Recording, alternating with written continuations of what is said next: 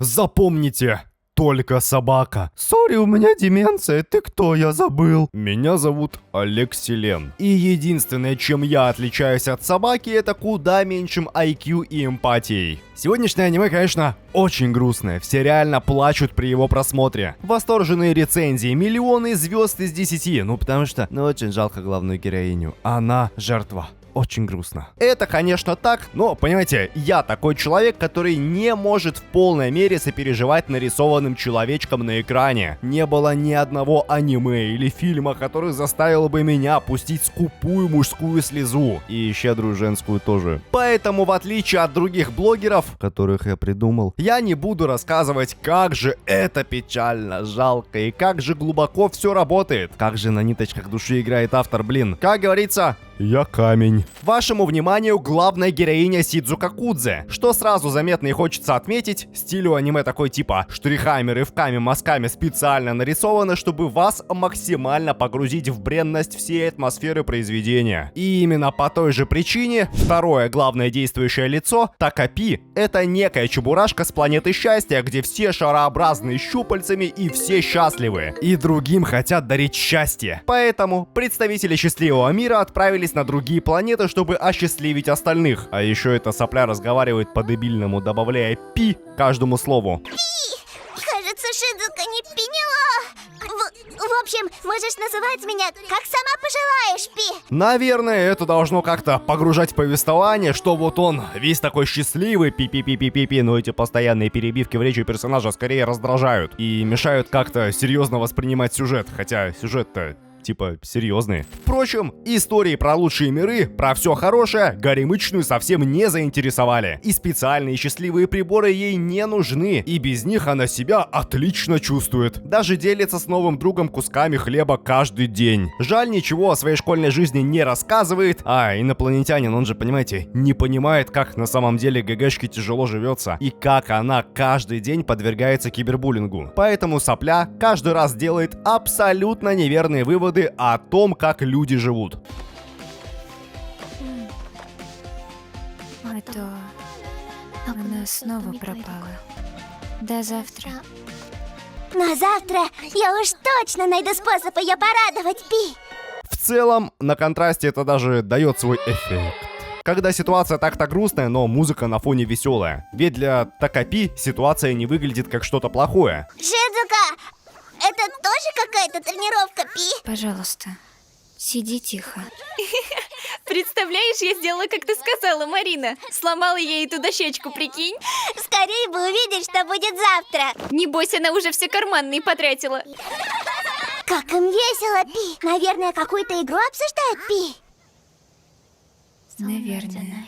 Правда, непонятно, как инопланетная живность не понимает горести и проблемы людей, ведь где-то здесь же в завязке аниме уже показали, что по прибытии на планету осьминога вообще не встретили с распростертыми объятиями, и он, вроде бы должен был сделать вывод, что тут все не так радужно, но неважно. Главное, дни идут, новые приборы тестируются, фотографируются, но вы помните, не забудьте, что ГГшки все вот эти счастливые приблуды прям вообще не интересны. В один прекрасный день новоиспеченные друзья даже в гости к Горемычной сходили. Там собака крутая, чисто пес Барбос от отца по наследству достался. Но отца уже дома нет. А мать трудоголик. Работает не покладая рук и прочих конечностей на самой древней профессии. Этот факт запомните, он нам еще потом пригодится. Но прикиньте, на следующий день случилась вообще жесть. Кудзе вся избитая, разукрашенная в руках, ошейник, в глазах печаль. И в этот раз она даже готова взять у Такапи невероятно счастливый прибор. Ленточку дружбы. Ну и что тянуть? Взяла она, да и черешня на этой ленте.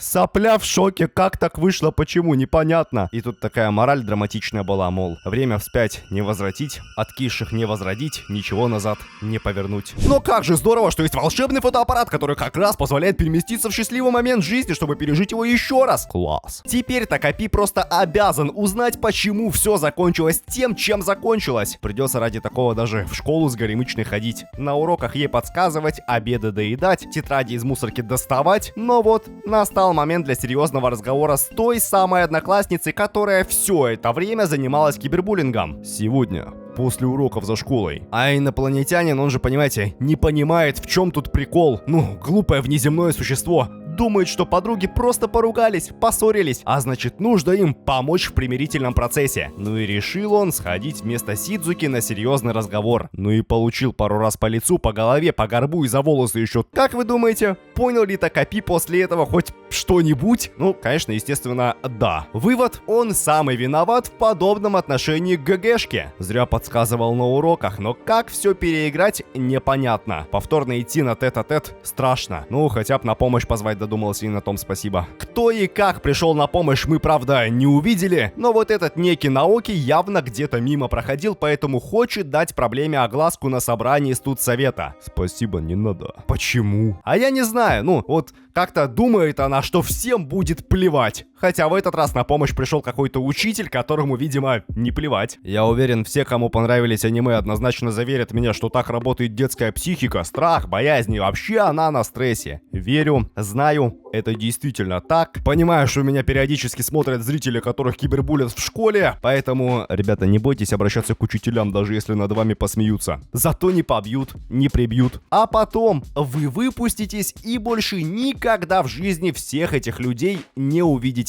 Хотя в итоге самое важное во всей ситуации вообще не то, что главная героиня осталась невредима. Ведь оказывается, Марина, которая вся такая злая, она же просто вымещает свою ненависть, которая копится дома из-за абьюзивной матери, у которой муж ходит на сторону к той самой другой матери ГГшки. Такая, ребята, и Санта, и Барбара. А в конце концов страдают дети. Очень грустная и трогательная история, но это всего лишь завязка, и дальше будет только хуже. А могло бы быть действительно лучше, если бы после черешни главной героиней стала та самая Марина, которая бы постепенно осознавала свои действия и поступки. К сожалению, осознать ей ничего не суждено, потому что наступила ночь того самого злополучного 6-го дня пребывания Такапи на людской планете. Ну и вроде бы все даже неплохо, друзья, гуляют собаки, нам ничего не предвещает беды, как вдруг появляется Марина. Говорит много-много плохих слов, а Барбос-то не глупый, сразу понял, надо хозяйку защищать. Ну и защитил. Правда, тут же служба по отлову бездомных животных приехала, и несчастного пса увезли в места не столь отдаленные. Ситуация удручающая. Ничего не поделаешь, придется опять откатываться в прошлое с помощью фотоаппарата. И опять, и как бы сопля не пытался избежать встречи, после которой ГГшка останется без питомца, ничего не получается. Благо, в одной из попыток таки удалось подслушать разговор Марины, которая, оказывается, специально искала Сидзуку, чтобы поквитаться. Значит, эту ситуацию посредством перемотки никак не разрешить, и придется жить дальше. Но осьминог уже поставил себе глобальную цель на будущее. Во что бы то ни стало, вернуть Собакина в родной дом и осчастливить Горемычную. Как-никак, неделя прошла, а она пока живая, значит, не все потеряно. Но готовьтесь, сейчас вообще все потеряем. Идут, значит, друзья, идут, ничего не предвещает беды, как вдруг откуда ни возьмись опять появляется Марина. Да что ж такое, не опять снова. Но собаки-то в этот раз нет, поэтому весь негатив вымещается на ГГшку. И побои приходится терпеть, и слова негативные выслушивать. Мол, а вот отец Марины, мужчина честной судьбы, зарабатывает на хлеб как может, но все никак не может даже жене кольцо купить. Все доходы спускает на мать Кудзе. А значит, и одежда главной героини, и вообще все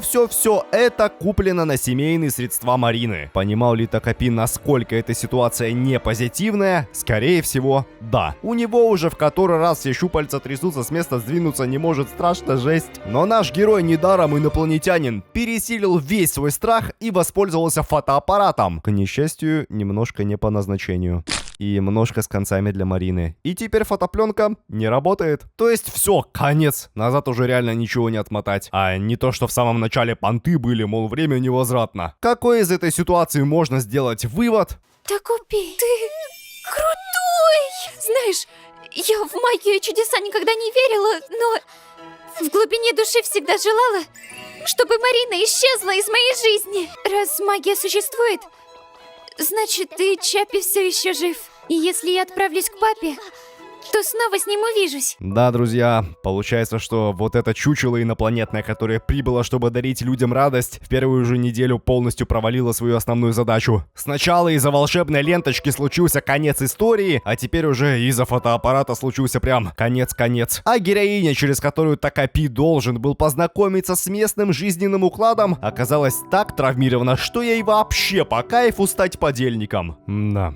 Ну, дело сделано. Теперь можно и домой пойти. Но представляете, на обратном пути друзьям встретился Наоки. Он специально вслед за одноклассницами пошел, чтобы проконтролировать, не случится ли чего плохого. Как видите, опоздал немножко. Все, что могло, уже случилось. Что же сделает в такой ситуации самый умный ученик класса? Может быть, осудит? Может быть, посоветует оформить явку с повинной? Это, конечно, да, все было, но стоило ГГшке попросить его помочь скрыть следы преступления, как молодой тут же растаял. Никто ведь раньше не говорил ему хороших слов, а тут прямо без него не обойтись. Ну такой он хороший. Теперь Пятиглазый тоже подельник. Что делать дальше с телом, пока не решили. Так чисто законсервировали в один из волшебных приборов. С одной стороны прагматично, так животные гниющие останки не откопают, собаки не найдут. С другой стороны, люди. Ну, это вы потом узнаете. А пока друзья теперь уже втроем думают, как дальше жить и действовать. Во-первых, чтобы никто не заметил пропажи Марины, Такапи будет ее замещать, пытаясь минимизировать дебильные пи в своем лексиконе. Во-вторых, если вы не забыли, собака. Надо, получается, придумать, как 3 несовершеннолетним ребенкам без сопровождения взрослых отправиться в Токио для встречи с отцом ГГшки и Барбосом. И если с поездкой как-то там планируется, придумывается, то с попыткой заменить Марину не все так гладко. Точнее, вообще все ох как не гладко. В школе все, конечно, удивились, что главный кибербуллинг и объект кибербуллинга внезапно стали лучшими подругами, но никто этому особого значения не придал. Зато дома у Марины материнское сердце не обманешь. Родительница заметила, ребенка не настоящая. Настоящая бы никогда не встала на сторону отца, а значит, дитятку подменили, верните дочь. Пожалуйста, верни мне Марину.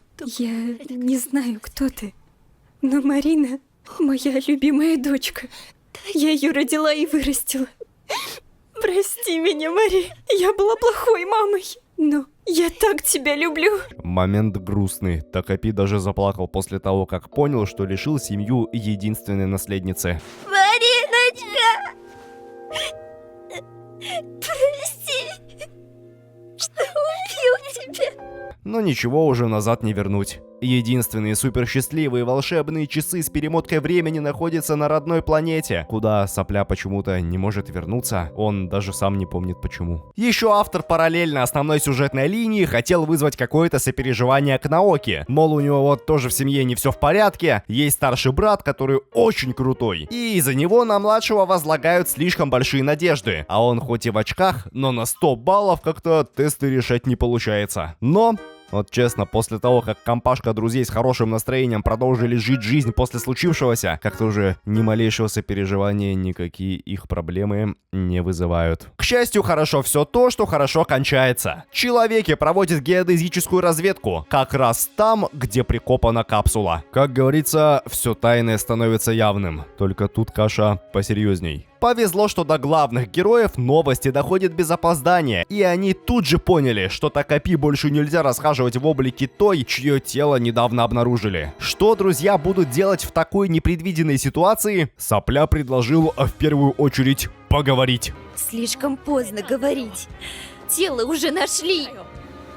Разговоры уже ничего не изменят. Ты тупой осьминог. Вот тут в кои-то веке все в цвет, все по делу, че тут пи***ть, если это все равно ни на что уже не повлияет. Надо тупо идти сдаваться в полицию, да и дело с концом. Догадайтесь, на чью нелегкую долю выпадет эта участь. Адзума, тогда сдашься полиции вместо меня?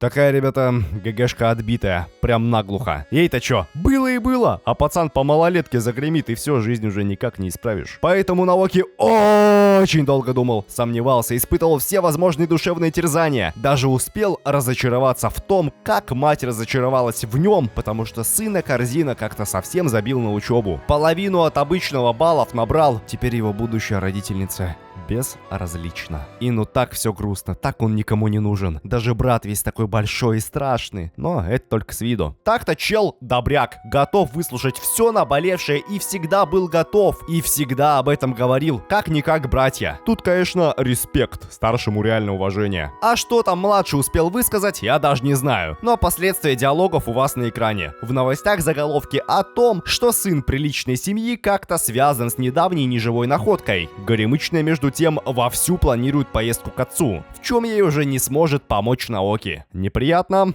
Да и ладно, и без него справимся. Значит, Адзума больше не будет мне помогать. Объясню, если вы не поняли. Она сама его отправила на плаху и потом обиделась, что он ее типа кинул и не поможет с планами. Ну, Шизика. Аля улю. Дурка плачет. Ура! Наступило лето, значит пора ехать к бате, проведать Собакина. Правда, что-то как-то там по адресу вообще другая псина. И еще детей других много. И они, вообще не понимают, почему какая-то незнакомая девочка называет их папу папой. А он и сам не понял, такой типа: я не я, дочь не моя. Понятно. Сидзука сделала единственный верный вывод. Барбоса съели дети. Значит, нужно найти такое волшебное устройство счастья, которое позволит выворачивать кишки наружу. А если Такапи в таком помогать не хочет, что уж поделаешь, придется его того камнем по голове. Тот-то инопланетянин вообще все вспомнил. Вы сейчас в шоке будете. Там столько неизвестных фактов, только успевайте записывать. Значит, оказывается, Сопля когда-то уже бывал на Земле, но только в будущем, когда Марина и Наоки уже ходили в старшую школу. И никакой Сидзуки в этом будущем до поры до времени не было. А той самой доброй кормилицей, которая подружилась с Такапи, была именно Марина. И вот он пытался ее всячески развеселить, помочь ей в нелегкой жизни. В один момент даже понял, что раз мама Марины когда-то была хорошей матерью до того, как от нее ушел муж, значит, для того, чтобы и сама Марина стала хорошей, ей нужно найти мужа. И представляете, он нашелся. Кандидатом как раз оказался Наоки, который уже никому ничего не пытался доказать. Началась у ребят любовь. Идиллия. Даже в гости молодой должен был прийти. Мать года стол накрыла, подобрела. Жизнь, одним словом, наладилась. Да только все зря, ведь по несчастливой случайности в школу вернулась ученица, которая когда-то чуть не закончила жизнь и после этого перевелась. Да-да, случилось пришествие той самой главной героини. Ну и все. Молодой резко одну разлюбил, другую полюбил, а мать года не смогла смириться с тем, какая у нее никудышная выросла дочь. И хватилась за стекло. Марине только и оставалось, что прибегнуть к самообороне. Но не все еще кончено, потому что есть волшебные часы, с которыми Такапи сможет вернуть время вспять и все исправить. И если нужно, чтобы тогда в начальной школе некая Сидзука сдохла, то Сопля так и сделает. Все для счастья Марины. Правда, на родной планете возвращение осьминога без счастливых инопланетян не оценили. За такую провинность здесь полагается обнуление памяти и ссылка обратно на Землю для повторной попытки распространить части. Как итог, память Такапи, конечно, потерял, но в прошлое успел вернуться. И теперь получается, что он и Марине не помог, и сам ее поделил, и Сидзуке помог, хотя ее должен был поделить, и Наоки тоже злой остался. Вот он, кстати, идет. Спросите, чё пришел? Так, попрощаться надо. А заодно узнать от Сопли весь сюжет о несбыточном будущем, про которое Такапи вспомнил. Только теперь понять не может, как же так? Вот ГГшка вроде бы злая, надо было с ней разобраться. Но она же хлебом его накормила, значит добрая. Но вроде бы и злая, блин. Но вообще непонятно, какая она на самом деле. Здесь Наоки, конечно, опять по делу спросил, мол, инопланетянин, ты чё, вообще тупой? До сих пор не понял, что люди бывают разные, и в каждом человеке есть как хорошее, так и плохое. Прикиньте, да? Осьминог наконец познал истину. Поздравляем! И на этом прощаемся. А то Наоки уже засиделся как-то, а надо идти домой грустить, плакать в подушку. Брат-то, видимо, таки помог младшему, взял вину на себя. Больше у семьи нет перспективного наследника. У тебя ведь штучка на глазах как-то изменилась, Пи. Мне их брат купил. На последнюю зарплату. Последнюю, потому что его уволили. Теперь Джуния вряд ли пойдет в универ. Зато у Такапи снова есть волшебный фотоаппарат. Не работает, правда, но хранить эту улику молодому больше ни к чему. Поэтому возвращает. Но под конец еще одна маленькая просьба. Если те крутые волшебные часы все-таки существуют, надо будет передать прошлому Наоки сообщение, чтобы он с братом поссорился, а то чё они. А дальше идет развязка. Начинается прям кино, прям говно. Сцена, достойная какой-нибудь крутой премии на фестивале авангардного творчества. Горемычная пришла, негативная, плачет, младших сестер поделить не решилась, и без собаки настроение плохое. И тут Сопля извиняется, и тут она уже его камнем пи***, а он тоже плачет и извиняется, мол, прости, что не помог, прости, что не выслушал. И она дальше плачет, сопли, слюни. Не очень грустно, наверное. Благо потом резко наступает хэппи-энд, потому что Такапи вспомнил, он же такой крутой житель планеты счастья, что может своей жизненной силой починить сломанный прибор. А значит, герои вернутся в тот день, где Марина еще жива. Вроде и радость, и горе. Счастье оно такое. Да. Конец. После этого новое прошлое реально наладилось. Потому что Такапи каким-то волшебством смог запрограммировать в мысли всех героев все, что было нужно. И Наоки послание про старшего передал. И Сидзука скоро вылечится от одиночества. Ведь Марина случайно узнала знакомый рисунок осьминога и стала добри-добри. И они помирились. И жили все дружно и счастливо. Даже потом в старшей школе у ларька вместе стояли. И Барбоса тоже, кстати, нашли. Если после такого финала вы так ничего и не поняли, вы не одиноки, я уже тоже своего рода сопля, вообще ничего не понимаю. Как это все чудное волшебство должно работать, чтобы Марина, которая узнала бы про Такапи лишь в будущем в старшей школе, все равно смогла вспомнить его образ в прошлом? Что? Ладно, у меня другой вопрос. Для кого вообще сделан этот мультик? Финал-то типа, вы купаете серый, грустный, дети остались с теми же родителями при тех же семейных проблемах, которые Такапи исправить не в силах, но зато все проблемы между самими ребенками просто исчезли. Ну,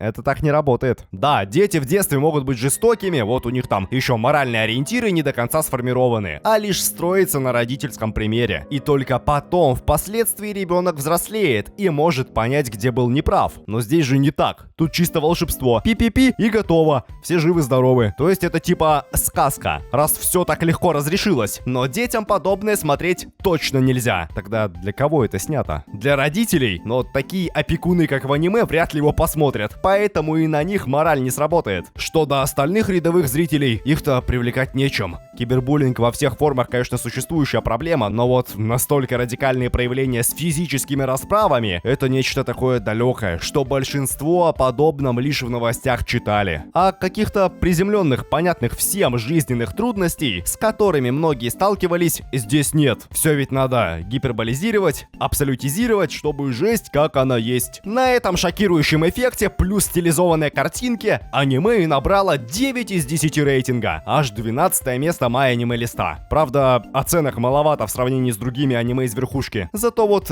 35 тысяч любителей мяса прямо ценили. Не зря режиссер до этого потренился на созданном в бездне. Попал в целевую. А мог бы попасть в ПНД. К счастью, оттуда уже недалеко и до моего пусти, где вас ждет еще одна целая подборка аниме для конченых Вот реально, там не надо груститься, переживать, думать, полная ха-ха. Дорогим бустерам, как обычно, отдельное дорогое спасибо. Цевил, Милвус, Мистер Квадр, Йохит, Люкс, Максим Акимов, типичный статист Иван Суханкин, Доминатрикс. Пока!